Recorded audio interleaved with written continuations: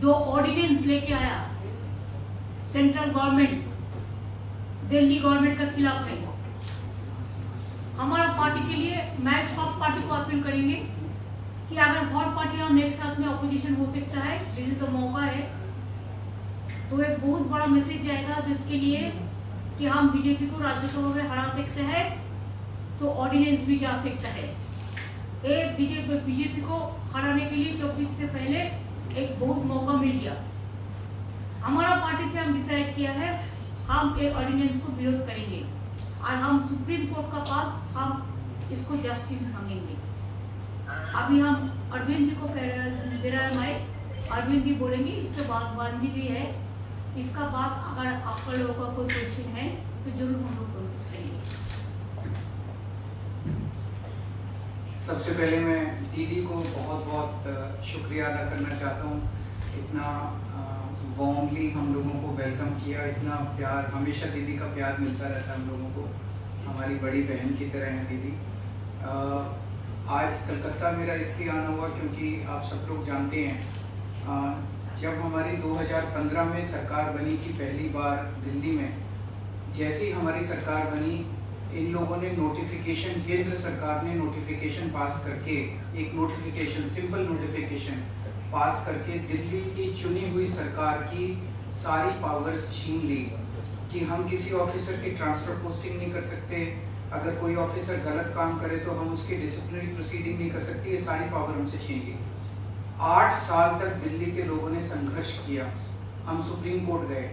8 साल के संघर्ष के बाद सुप्रीम कोर्ट ने हमारे पक्ष में ऑर्डर किया, दिल्ली की जनता जीत गई। लेकिन जैसे ही ऑर्डर आया सुप्रीम कोर्ट का, 1 हफ्ते के बाद इन्होंने ऑर्डिनेंस लाके जो सुप्रीम कोर्ट का ऑर्डर था उसको उन्होंने पलट दिया, और उस दिन पलटा जिस दिन सुप्रीम कोर्ट वेकेशन पे जा रहा था। इसका मतलब इनके दिल में काला था, इन्हें पता था कि अगर सुप्रीम कोर्ट होता तो अगले दिन उसके ऊपर स्टे लग जाता, तो इनका ऑर्डिनेंस गलत है। इन लोगों ने जिस तरह से डेमोक्रेसी का मजाक बना दिया है, जहां भी 3 तरीके से ये चुनी हुई सरकारों को तंग कर रहे हैं। एक, पहली चीज कि जहां पे बीजेपी की सरकार नहीं बनती वहां ये एमएलए खरीद के सरकार गिरा देते हैं उस पार्टी की और अपनी बीजेपी की सरकार बना लेते हैं। दूसरा, जहां बीजेपी की सरकार नहीं बनती वहां ये ईडी और सीबीआई को इस्तेमाल करके दूसरी पार्टी के एमएलए को डराते हैं, धमकाते हैं, उनको तोड़ लेते हैं और उनकी सरकार गिरा के बीजेपी की सरकार बना लेते हैं। तीसरा, जहां बीजेपी की सरकार नहीं बनती वहां कानून का गलत इस्तेमाल करके गवर्नर के जरिए ऑर्डिनेंस पास करके ये तरह तरह से उस नॉन बीजेपी गवर्नमेंट को काम ही नहीं करने देते। हमने वेस्ट बंगाल में भी देखा गवर्नर कैसे तंग कर रहे हैं, हमने वहां भी देखा, पंजाब में भी देख रहे हैं, पूरे तमिलनाडु में देख रहे हैं, तेलंगाना में देख रहे हैं किस तरह से गवर्नर तंग कर रहे हैं। और अब दिल्ली के अंदर इन्होंने जो किया वो तो बिल्कुल ही जनतंत्र के खिलाफ है। एक तरह से ये बोल रहे हैं कि हम सुप्रीम कोर्ट को भी नहीं मानते, तो ये इनको बहुत ज्यादा अहंकार हो गया है, और अहंकार जब हो जाता है आदमी को तो फिर वो बहुत स्वार्थी हो जाता है, फिर वो देश के बारे में नहीं सोचता। तो मैं समझता हूँ कि आने वाले समय में देश की जनता को ये देख के अब इस अहंकारी सरकार को हटाना चाहिए। तो एक तो मैं दीदी का शुक्रिया अदा करना चाहता हूँ कि राज्यसभा के अंदर इन्होंने कहा कि हम सपोर्ट करेंगे, और मैं समझता हूँ कि अगर राज्यसभा में ये बिल गिर जाता है तो ये एक तरह से सेमीफाइनल हो जाएगा 2024 का। और मैं अब भगवंत मान जी को रिक्वेस्ट करूँ। बहुत बहुत धन्यवाद। सबसे पहले ममता दीदी, मैं पहली बार बंगाल में आया हूँ और इतना इन्होंने हमें मान सम्मान दिया, और उसके लिए मैं धन्यवाद करता हूँ। आपका नाम तो मान है। जी, थैंक यू। और सेंट्रल हॉल में बहुत बार मिलते रहे। लोकसभा में जब मैं था तो बहुत से गलत जो बिल आते थे उनका मिलके तृणमूल कांग्रेस के साथ मिलके हम उसका विरोध करते रहे, वेल में भी जाते रहे, और हम बहुत से बिलों को वापस भी करवाते रहे।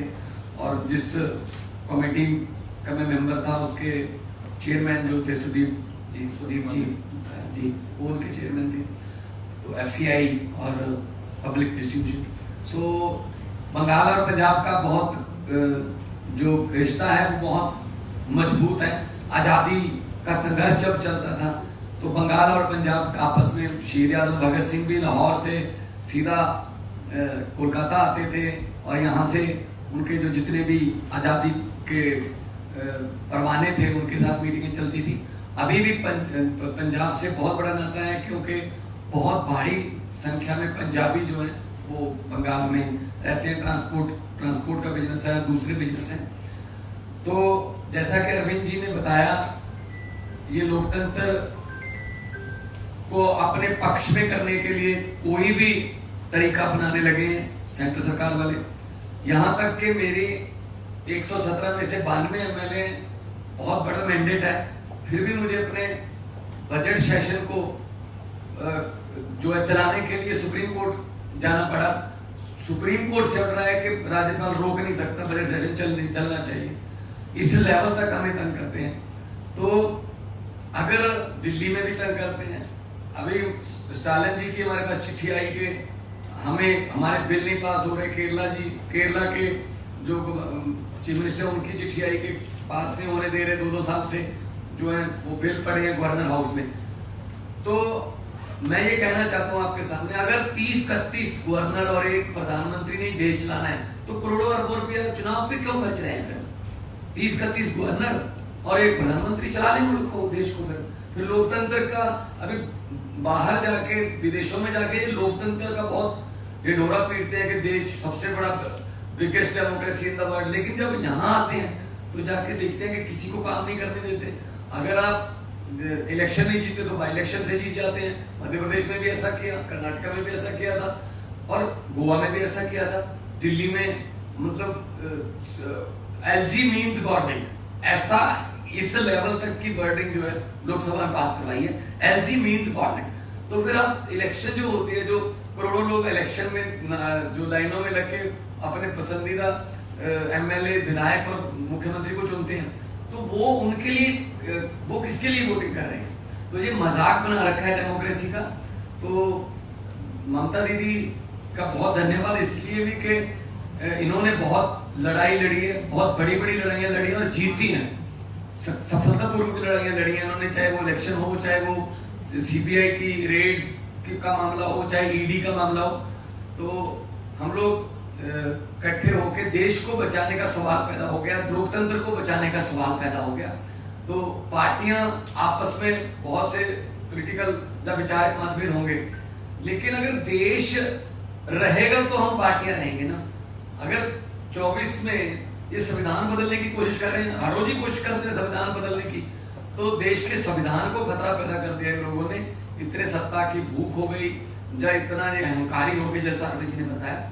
लेकिन हमारे पंजाबी में कहावत है कि हंकार दा सिर नीवा होता है, हंकार हमेशा हारता है और भगवान भी हंकारी बंदे की जो है वो हेल्प नहीं करता।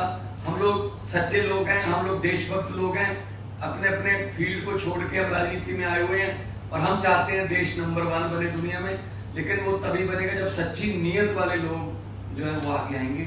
मैं आज जो ममता दीदी ने कहा कि इस ऑर्डिनेंस का विरोध करेंगे, डट के विरोध करेंगे राज्यसभा में, उससे हमारा हौसला बढ़ा है और हम चाहते हैं कि जो सारे जहां से अच्छा हिंदुस्तान हमारा, वो वाला नारा जो है वो देखने में भी, ग्राउंड में भी देखने को मिले। बहुत धन्यवाद। Is there any question? বারে চারটে পাঁচটা বেশি না থান্ডারস্টর্ম হচ্ছে কিন্তু। হ্যাঁ দিদি, ফিরে যেতে হবে। দিদি আমার একটা প্রশ্ন আছে, আমি প্রশ্ন ইংরেজিতে করছি এখানে। You have already proposed 1:1 fight against the BJP. From which media? Didi, this is Safi from Deccan Herald newspaper. Deccan Herald. Okay. Okay. You have already proposed 1:1 fight against the BJP and interactions have started between opposition parties. How long can it take for a coalition to take place? और अरविंद जी आपके लिए मेरा एक सवाल है कि आप अभी ट्वीट कर सुबह निकले हैं कि ये लड़ाई केवल दिल्ली वालों की लड़ाई नहीं है, इसमें सबके साथ की अपेक्षा करता हूं। आज से देश भर में निकल रहा हूं, तो इस अपेक्षा में क्या कांग्रेस शामिल है? और मनीष जी का जो दुर्व्यवहार का मामला है उसमें दिल्ली पुलिस ने क्लैरिफाई कर दिया है कि ये दुष्प्रचार है। धन्यवाद। पहले मैं अपने क्वेश्चंस का जवाब दे देता हूं कि जैसा अभी एग्जांपल्स दिए, दिल्ली में इन्होंने ऑर्डिनेंस लाके सुप्रीम कोर्ट के जजमेंट को पलट दिया। सुप्रीम कोर्ट ने 8 साल की लड़ाई के बाद दिल्ली के लोगों को न्याय दिया था। 8 साल की लड़ाई के बाद दिल्ली के लोगों को उनका हक मिला था, और एक हफ्ते के 8 साल की लड़ाई के बाद इन्होंने 8 दिन के अंदर उसको ऑर्डिनेंस लाके पलट दिया, दिल्ली के लोगों को फिर से सड़क पे ला दिया। और ये केवल दिल्ली की लड़ाई इसलिए नहीं है क्योंकि वेस्ट बंगाल के गवर्नर भी वैसे ही करते हैं, पंजाब के गवर्नर अभी जो मान साहब ने बताया, आपको जान के आश्चर्य होगा, इस बार बजट सेशन बुलाने के लिए पंजाब के गवर्नर ने मना कर दिया कि बजट सेशन नहीं होगा। ऐसा हो सकता है जनतंत्र में। सुप्रीम कोर्ट जाना पड़ा पंजाब गवर्नमेंट को बजट सेशन बुलाने के लिए। तमिलनाडु के मुख्यमंत्री का मेरे पास लेटर आया, उन्होंने लिखा कि ढेर सारे बिल गवर्नर कई महीनों से लेके बैठे हैं। तेलंगाना के चीफ मिनिस्टर ने सुप्रीम कोर्ट में केस किया कि उनके 22 बिल गवर्नर लेके बैठे हैं। केरला के चीफ गवर्नमेंट जो है सुप्रीम कोर्ट में गई हुई कि उनके वाइस चांसलर अपॉइंट हैं। सारी गवर्नमेंट्स के अंदर वो तंग कर रहे हैं। कितनी सारी ऐसी गवर्नमेंट्स हैं जिनको उन्होंने गिरा दिया, या तो खरीद के और या उन्होंने डरा के सीबीआई ईडी भेज के। ये लड़ाई केवल मेरी लड़ाई नहीं है, ये लड़ाई 140 करोड़ लोगों की लड़ाई है। ये इनके अहंकार के खिलाफ है। ये इतना अहंकार हो गया इन लोगों को, इतना अहंकार हो गया इन लोगों को कि अगर बीजेपी को वोट नहीं दोगे तो आपकी सरकार नहीं चलने देंगे, आपकी सरकार गिरा देंगे, आपके एमएलए तोड़ देंगे। ऐसे तो देश नहीं चल सकता। दूसरा आपका क्वेश्चन मनीष जी के बारे में, आपने देखा होगा वीडियो, किस तरह से आज मनीष जी को गले से पकड़ के कोर्ट रूम में घसीट के ले गए ये लोग। Is this the way you treat the deputy chief minister, education minister? ऐसे तो ट्रीट नहीं करते। तो उनकी क्लैरिफिकेशन जो मर्जी हो, क्लैरिफिकेशन तो उन्होंने कहा नहीं हमने कुछ नहीं किया, पर वीडियो आप देखिए।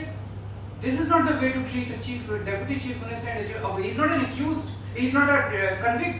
अभी तो उनके ऊपर आरोप साबित नहीं हुए हैं। ऐसा जो मनीष जी का बारे में जो बोला है अरविंद जी, वो दिन हमारा घर में भी वो पुलिस हो उसका घर में, अभिषेक का घर में नोटिस देने के लिए वो नहीं था, वो बांकुड़ा में था। तो 2:30 बजे जाके बोला अभी नोटिस दे दो, नहीं तो कल दिखा दूंगा, कल नहीं आएगा। तो ऐसा बात किया। What they thinks that we are the bonded labours? What they thinks that we are their servant? Ego का एक लिमिट होता है, जो भी मर्जी कर सकता है। हम लोगों को तो ये अभी चिंता है कि कब कॉन्स्टिट्यूशन ना बदल दे, देश का नाम ना बदल दे, देश का नाम भी उसका पार्टी का नाम पे कर देगा, वो लोगों को नाम पे कर देगा। ऐसा नहीं चल सकता है। आज भी अगर हम ये बात नहीं समझे तो दुनिया का जनता हमको क्षमा नहीं करेंगे। आज मणिपुर में हर रोज ब्लड निकल रहा है, लेकिन कोई भी नेता को टाइम नहीं मिला उसका पार्टी का कि उधर में जाके मिले पब्लिक का साथ। आज भी लोग नहीं निकाल सकता है, लेकिन इसको बड़ा बात चलते हैं। और बीजेपी का पार्टी डायरेक्ट रास्ता में खड़ा होकर बोलता है कल इसको अरेस्ट करेगा, परसों इसका घर में ईडी जाएगा, तरसों इसका घर में नहीं जाएगा।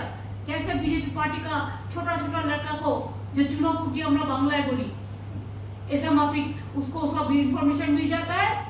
तो क्या है गवर्नमेंट? क्या government of the agency, by the agency and for the agency? Government of the bulldozer, by the bulldozer and for the bulldozer? They want to demolish the constitution, they want to bulldoze the constitution, even they don't respect the Supreme Court verdict. I am really shocked because I am also a lawyer. So always we respect the court verdict. Sometimes it may be in favor of me, sometimes it may be against of me. We can discuss about the verdict, not the judge. You know what is going on here? Never we said.